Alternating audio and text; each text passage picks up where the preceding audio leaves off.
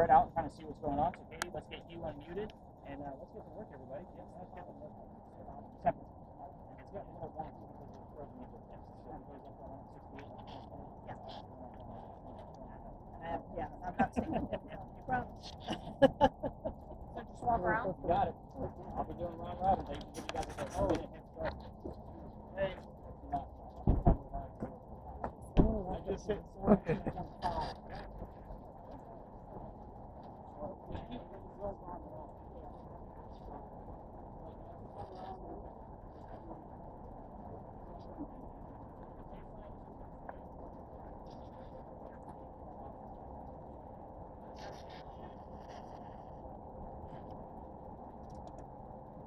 What happened to the mansion?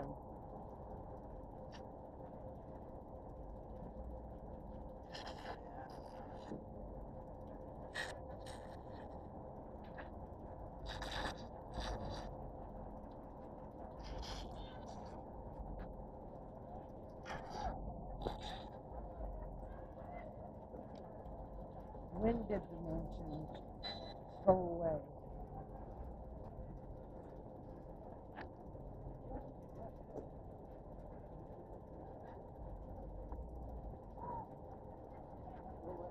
What year was the mansion built?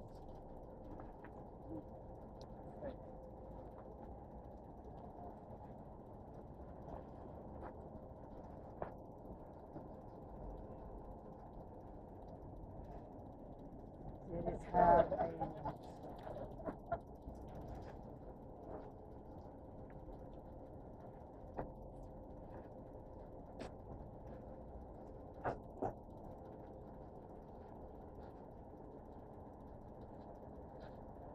what color was the mansion?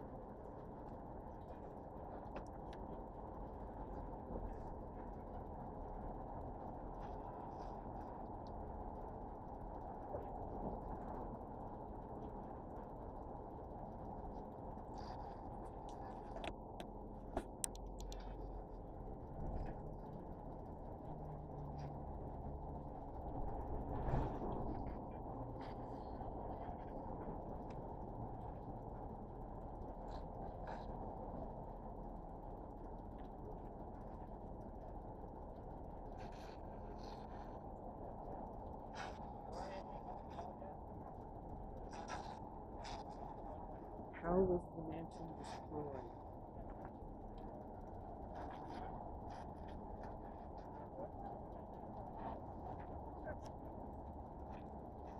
You guys getting the gist of how to listen to that? So with yours, I might have to push some volume through it just because the filter seems a little low. You're going to get those little spurts like that, and hopefully you get a little voice in there. Mostly like radio. Yep, and that's what you want. You want it like somebody trying to sell you a Kia. You know what I mean? I want to hear what's coming up out of there. That's probably better on that one. So you might get, and again, you're not going to hear nearly as much as everybody else. And I should just ask questions. Yeah. As long as they're not listener questions. Right. I would stick to the mansion. I mean, you're saying right in the middle of it. So what happened to it? You know, what did you do here? You know, you can ask specifics. How many people lived in the mansion? Yeah.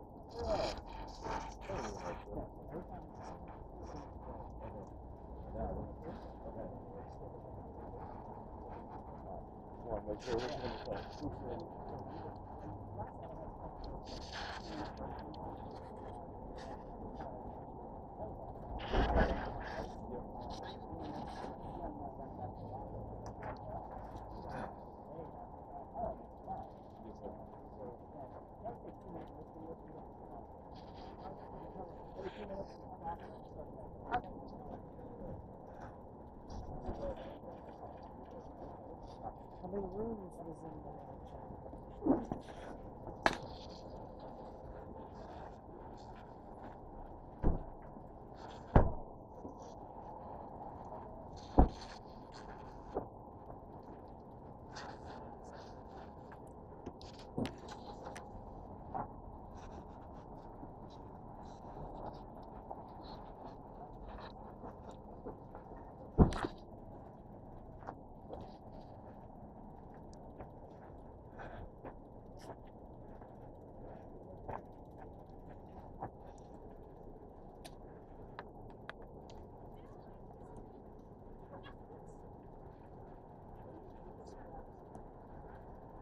I give her a trip. I'm pretty sure you saw somebody's head being kicked.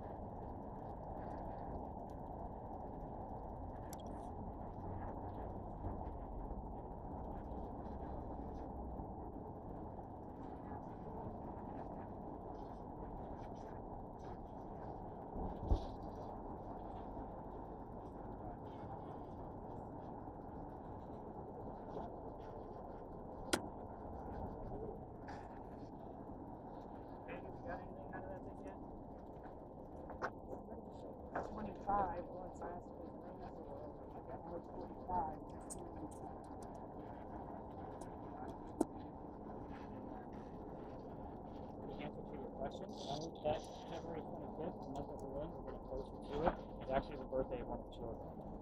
So again, hopefully something like that comes up with something else, I can kind of verify it. 65. And very superstitious place.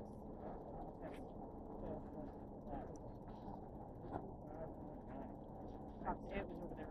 You have something? Okay.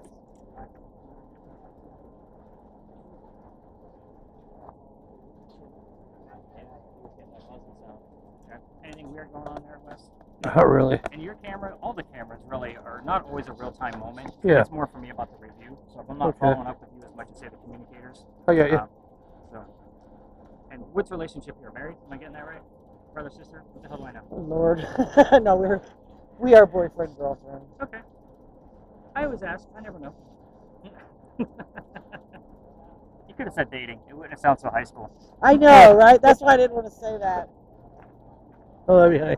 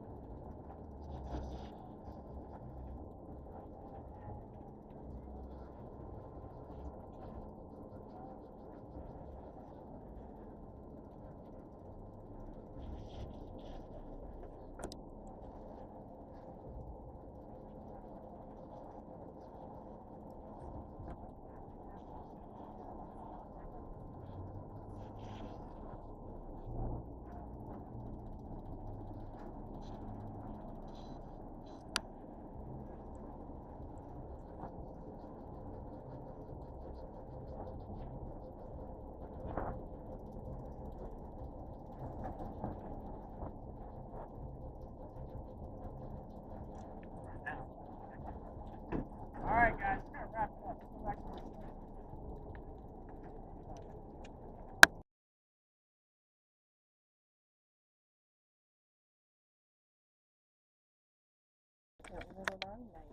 You're already recording, so you're good to go. All right, welcome to Philadelphia Alley. So nothing is shown up yet. I do like the 7.3. That's just a weird thing for you to hear. The number 7 shows up here often, usually in doubles, only because the person we're about to discuss, that's his birthday. If you love to brag about it, it's double sevens. His birthday is July 7th. So again, it's just common. It's not that I'm not impressed by it. I almost expected it. But Philadelphia Alley used to be called something else, which is why we're here. This is Dueler's Alley. Every ghost tour comes down here. I know it looks like I'm lying right now because we're the only ones here. But I was going to take this out of my route, but this guy follows me around, especially with my old route before I got kicked out of that space, where we used to go. I know, I get kicked out of a lot of places. Why do you keep getting kicked out of places? They keep rezoning the city. So every time, like, I come up with this great story, like 6 months later, they're like, oh, you can't go over there anymore. So I gotta, come up with this great stuff, and then I can't do it. But anyway, so this guy just used to follow me literally from here all the way to that location because we would always be a place near Ray's Emotion Train. So the last location of my old route, we would be near his house. So take that for what so Philadelphia Alley is kind of a crazy spot. We're going to get all kinds of stuff that's here. So Brian, I kind of already know about your history of last time you were here, so we'll kind of see what happens this time. So again, you probably heard the story already. We're just going to talk about it a little bit differently because you're ghost hunting. We're not on a campfire and marshmallow kind of ghost tour. So I'm going to give you those extra details and kind of show you how this goes. Oh, I wanted to do something new for Kate. So because you're on mute, I want you to go ahead and slide that spirit box into your purse or your pocket right now. Just don't take it home. I'll send you a bill if you do. But we're going to give you something new to play with. Oh, I can't do it because I don't have the extra headphones to do it. My bad.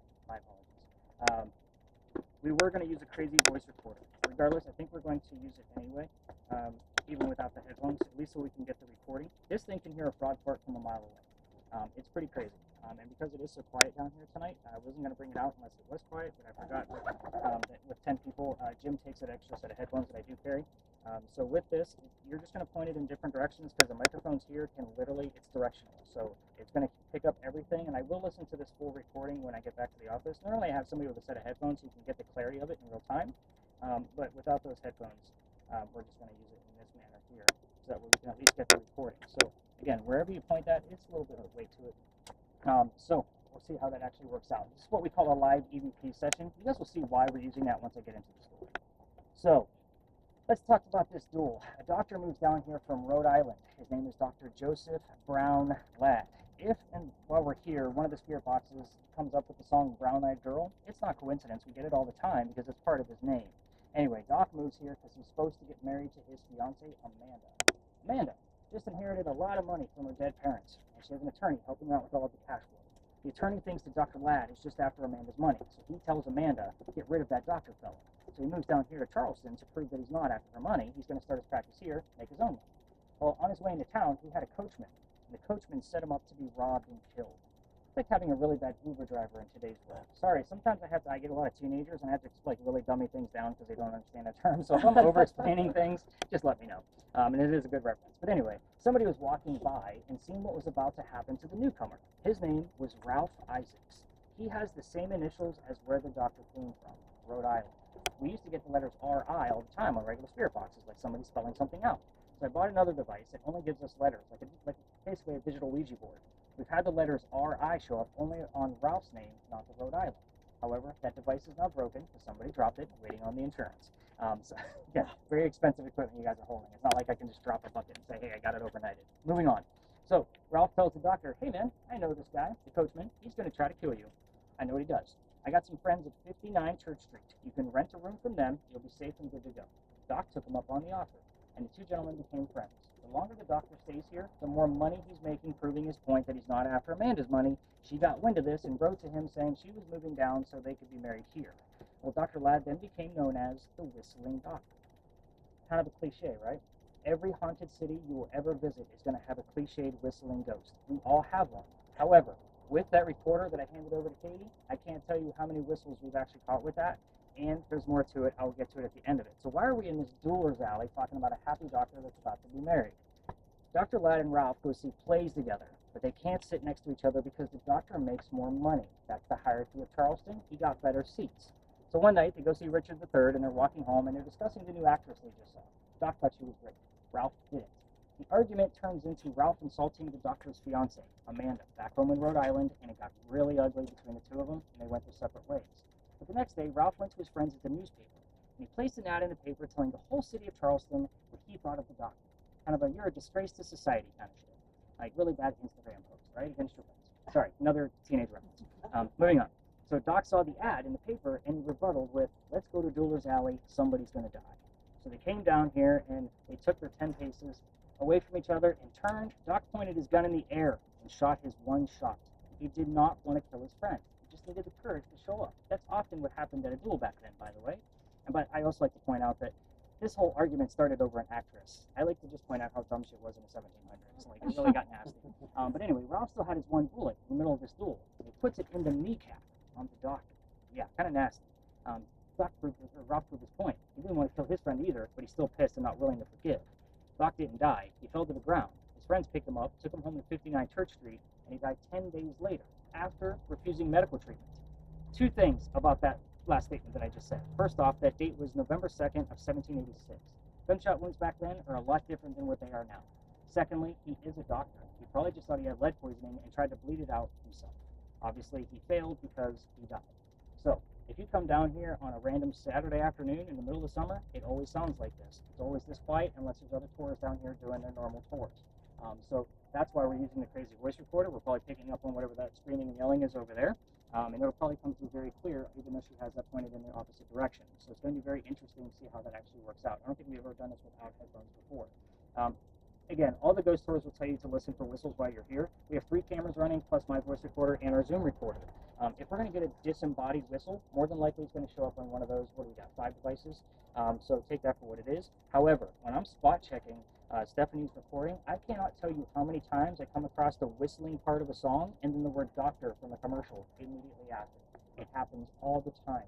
When I spot check your guys' work, by the way, I'm not looking at it minute by minute searching for things. I listen or watch minute 1, minute 5, minute 10, 15. You see the increments. That way I'm not biased towards looking for something specific. I see what I got, and then I look at the timestamp to see where we were. And again, I don't time this. I just do a general gist. So it gets very interesting. Have we had any readings, by the way, out of the 2 of you above 8? No, nothing else. Okay. Then pretty much 2.2. So just remember that we'll get some of these things from the Whistling Doctor over at the cemetery as well. But let's talk about how I got kicked out of here. This is the fun part of the story. You ready for this, Jim? So I can't wait. Sorry, I had to wait for a chuckle in there somewhere. This alley didn't go all the way through the way we came in. There used to be a wall up there. And the reason why is because this is where they kept the livestock for the city of Charleston. It was called Cow Alley before it was Dueler's Alley. So imagine cows, goats, and chickens are here. I'm telling you this because they started building this alley down at the end. Those bricks down there are older than the ones you're standing on. Those are sun-dried bricks from slave children. There's a full handprint from a slave child, face up, in one of those bricks, about 14 bricks into the left. and it's very visible. I used to take my groups down there for a history lesson. There's nothing paranormal about that brick. You already know how I feel about cemeteries. That kid's not there. He's not staring at the brick in the afterlife. He's hanging out with his mom somewhere, right? So I took my group down there on November 26th of 2020, and they all stopped and huddled around the brick, just the same way we're all huddled right here. And I'm trying to shoot them along. I know nothing's going to happen. We're also standing outside the dining room window of the beautiful mansion at the end of the alley. I'm just trying to be respectful. I didn't know we were out of bounds for tours. I still new at this. So my daughter was on the tour that night. I would like to point that out because she was about 14 years old, and the new owner of that mansion came out screaming his head off at me. And she thought it was hysterical. Like, she was laughing her ass off. Her dad's getting yelled at right in front of her. She was all about it. We moved on. The next day was Thanksgiving. I don't tour on holidays, especially Thanksgiving, because I worked in upper management for Walmart. Before I started doing this, you guys fight over towels on Thanksgiving. You scarred me for life. Like, I don't do holidays anymore. The next day was the 28th. I called my partner that brought me into tourism. I told him what happened. He laughed at me too, and he said, "You're not allowed to go down that far. It's residential," and he hung up the phone, which means I'm on my own. I told my group that night, it's Black Friday, I'm sold out again. I told them I don't believe in the next story because I'm into vampires, not pirates. I would normally tell you a pirate story next, but we've been kicked out of there too. And by the way, if I tell you we're going to be discussing pirates in Charleston, who do you think we're going to be talking about? Who's the first pirate that comes to mind? And don't tell me Jack Sparrow. Blackbeard? Blackbeard, thank you. Good job, Wes. Gold star. Sorry, I love that gold star. Who said that initially? Me. Yeah, good job. You got that stuck in my head for future tours. Anyway, so I didn't tell them who we were going to be investigating. I just told them we'll see what happens with the pirates over there. Somebody heard the name Anne on a spirit box before we left. I didn't tell them we were going to be looking into Anne Bonny, the famous female pirate. So I was like, oh shit, maybe we're going to get something. I took them around the corner. I told them what I didn't know about pirates in Charleston. Somebody else heard the number 300 coming out of theirs. I didn't know what it meant. I wrote it down, researched it. We were there November 28th of 2020. Anne Bonny's trial for piracy was November 28th of 1720. The exact 300-year anniversary of her piracy. Oh, wow. Now, this is the reaction I normally get. Oh, wow, that's great, super awesome. I was pissed off. Let me explain. Master's degree in creative writing, several bachelor degrees in other levels of writing as well. Whenever I research anything, especially something for the paranormal, like what I do out here for you guys, I like facts and data. Pirate stories come from pirate lore. Pirate lore was written 100 years after Blackbeard and Anne Bonny. That's a problem. That's a lot of misconstrued information.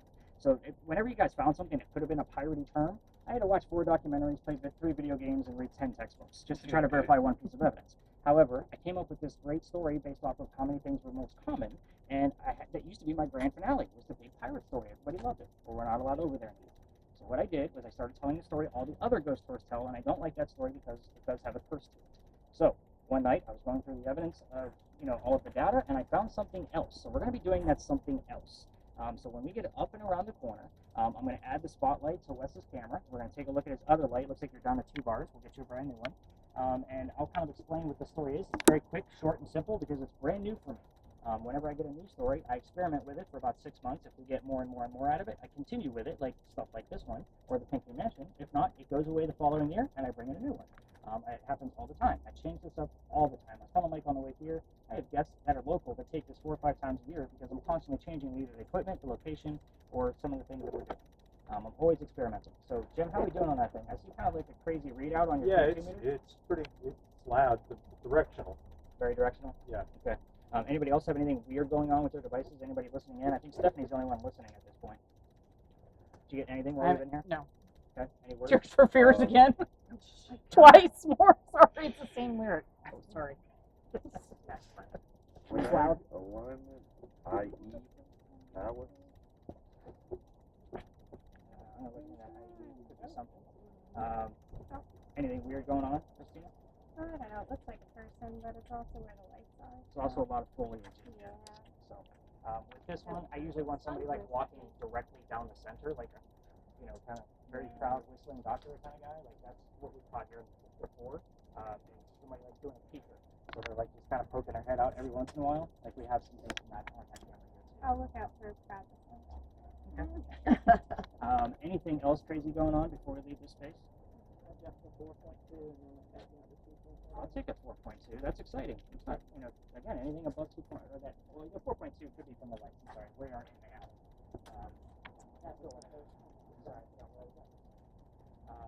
Nothing else crazy going on? All right. Well, we're gonna go up and around the corner. Cameras. I would say go ahead and stop until we get to the.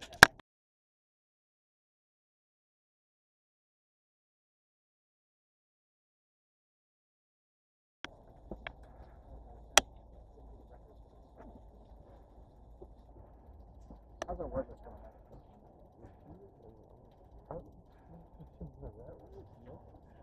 Looks like they tried to bug you. That's what I was thinking. I was like, well, that's a funny Programmer. way. He's not an English guy. Oh, the name.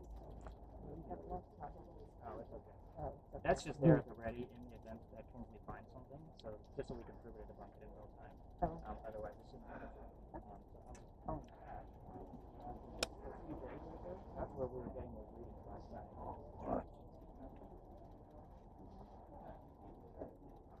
Yeah, you guys can put those cameras like right against the gate. Oh, Just don't drop my shit inside the cemetery. Oh, I hear you. I have to go back tomorrow morning and go retrieve it. I'll find the phone.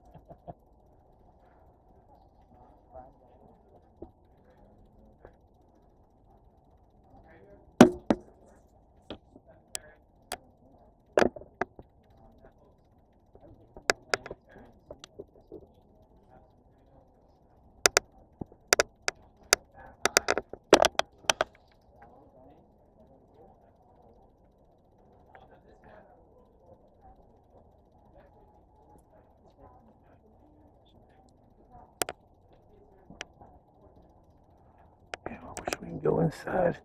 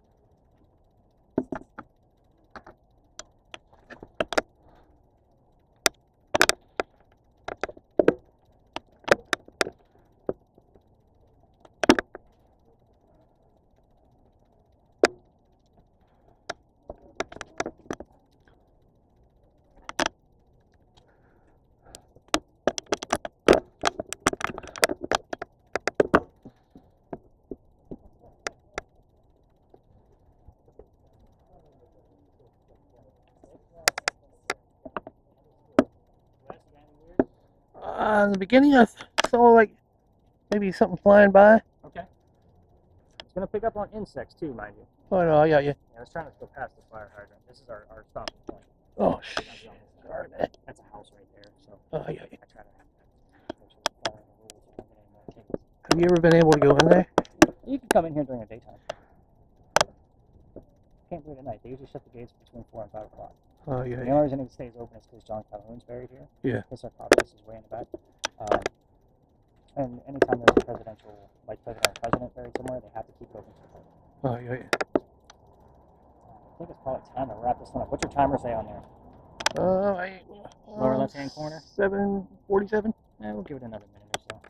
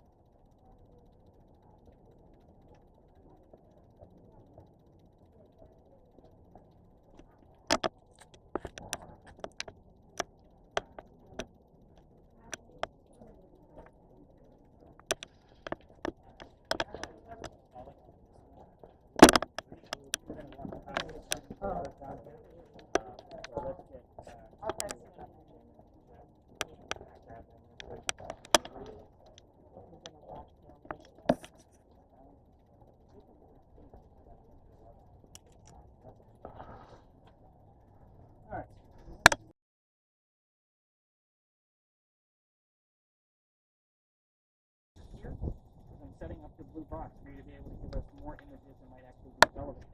Henry, if you're here, tell us where we are.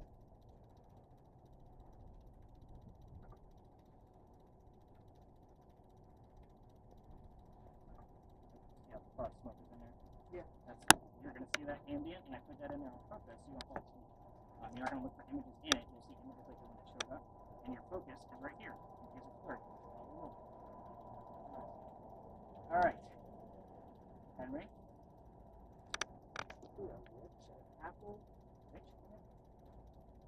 Henry, you're not going to scare us away, Henry. You're not going to try to give us like all of the vampires and all of the spooky stuff like you tried to before. You're just trying to be here respectful. Nice big group for you to talk to. Some of these folks know your history, some don't. Brian, you can hear whatever you want us to hear. That's what Stephanie. And Katie can see whatever you want us to see. Henry, tell us where we are. Neither one of these people has said anything. Rooftop. There we go. Henry, are you watching from the top of the building? Yes, no question.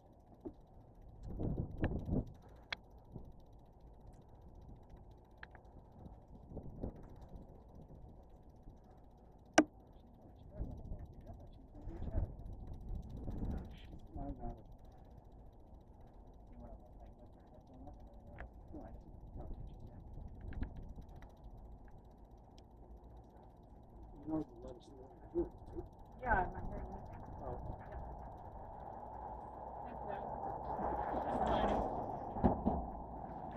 Henry?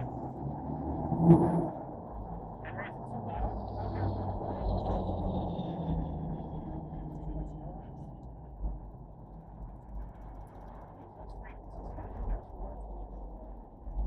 Have conversation.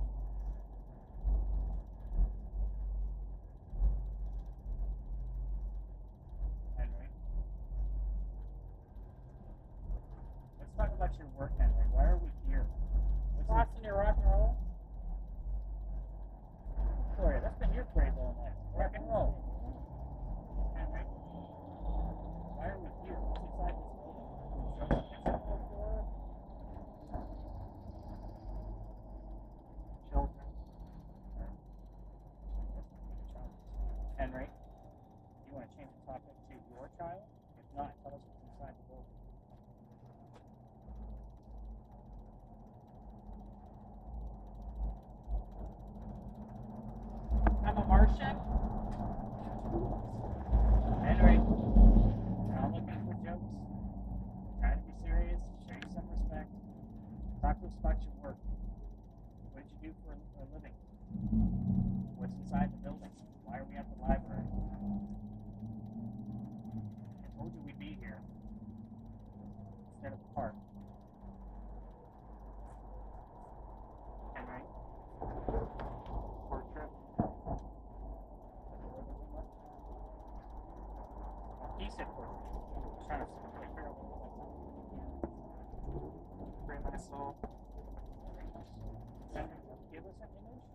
see what portrait you're talking about?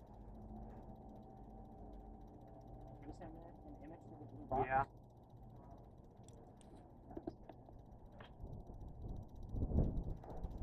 How's that camera? Looks like it knows I'm asking. Henry? All things. Henry? With you. What things with me? What about what things with me? We're asking about your work, not about mine. And we share the same trait.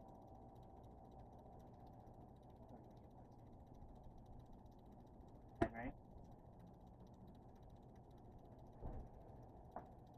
5-foot army. Send a message. Like the army piece? Henry, do you want to talk about the war you served in? Tools. Henry, I'm really waiting on an image. I don't want Katie to fall asleep.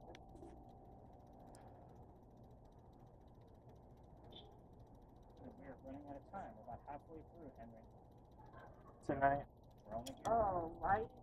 It's like a stage of some sort. Or maybe we can have I want to get away. Minecraft. a wall. Okay. Can you tell what time period it's from? It almost looks Roman. Oh, Yeah. okay. Looks like there's a yellow chair to the left.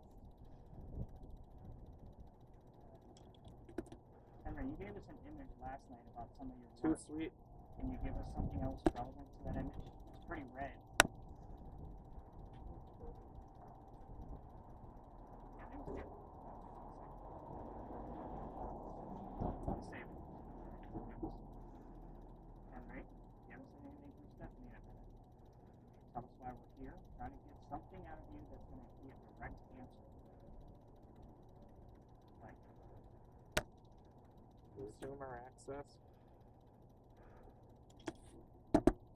who would have been a Oh, I see a horse.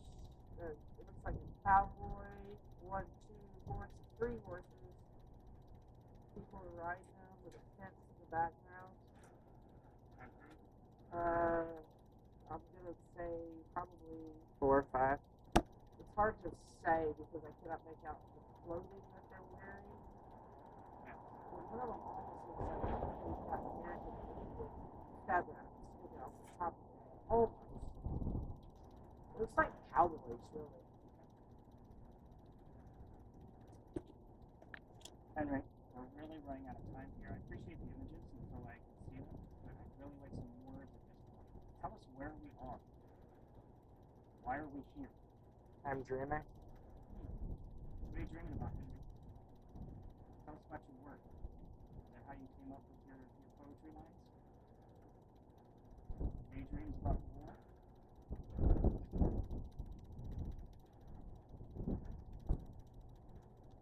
I really thought these two were going to be like talking about here.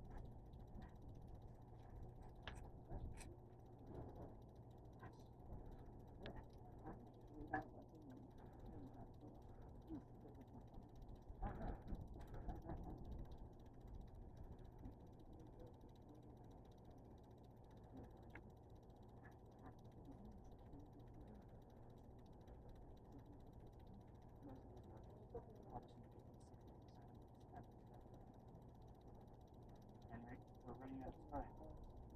From California? We're not from California. Henry, In heaven? let's ask a quick question about your wife. Maybe you could tell us where you met her.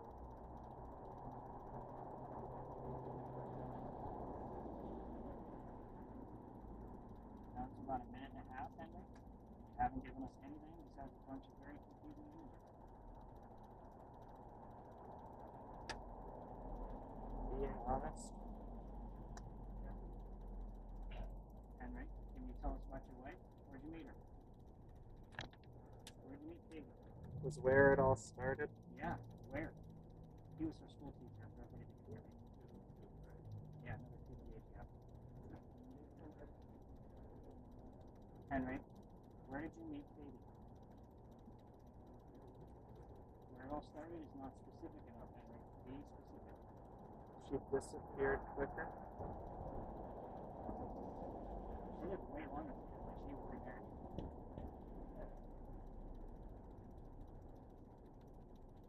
Henry, we're gonna wrap it up. Can you at least tell us goodnight?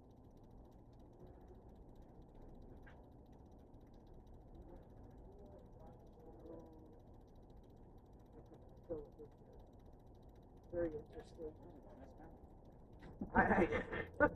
And it's like some psychedelic flashing around of some sort.